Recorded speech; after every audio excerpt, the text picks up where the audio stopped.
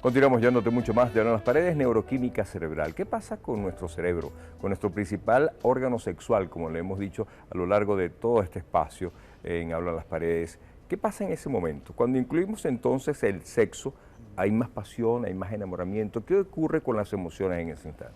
Ok, fíjate qué interesante porque hablabas de los animales hace rato, ¿verdad? De los mamíferos justamente. Bueno, todo lo que se enciende en todo lo que estamos hablando es justamente el cerebro emocional.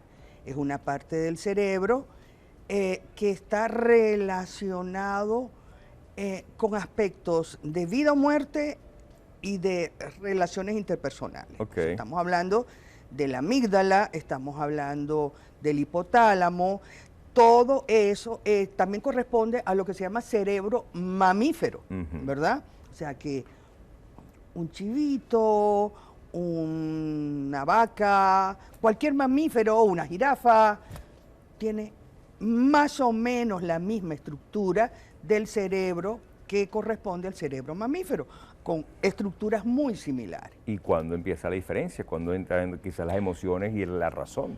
La razón comienza con el neocórtex. Aparece la corteza cerebral evolutivamente, por supuesto, se llevó muchísimos años, y allí empezamos a pensar acerca de casi cualquier cosa. Ok, pero si de repente salgo yo con una chica y de repente vamos y tenemos sexo, de repente nosotros nos conocimos, nos gustamos y tenemos sexo. Si estamos pensando ya en el sexo solamente, pues quizás no hay más nada, nos gustamos solamente y chao. Pero ¿qué pasa cuando sí hay algún tipo de conexión? ¿Qué pasa cuando hay un más? Ese sentido de pertenencia que puede llegar a ocurrir después de un encuentro sexual. Después, claro. Claro, realmente la parte del encuentro sexual es breve, limitado y no implica emociones, ¿ok? Claro, ahí hay una diferencia entre lo que es el hombre y la mujer y la interpretación que le damos las mujeres a eso, ¿Y qué ¿no? está pasando en el cerebro de cada uno en ese momento? Okay. Químicamente está pasando lo mismo. Lo que se hereda es el después, vale. cuando entra el córtex. Entonces, en ese momento, ¿qué es lo que está pasando? La amígdala está encendida llena de neuroquímicos. Estos estudios se han hecho gracias a que se le inyecta a las personas un contraste y luego se mete en una máquina que va a reflejar a nivel lumínico las áreas del cerebro que están encendidas y los neurotransmisores implicados en eso, ¿no? Entonces, a la hora del sexo, ahí no hay diferencia sexual en el cerebro. Ahí hay dopamina, que representa el placer en el momento del orgasmo, y después del orgasmo, algo muy curioso, aparece mucha noradrenalina, que es la sustancia que anticipa nuevamente el placer. Entonces estás ahí enganchado entre... Y la sustancia, esa noradrenalina, es exactamente igual en nosotros que en ustedes. Sí. Porque te digo que la respuesta es distinta. Ustedes, con todo respeto, te sientes llena.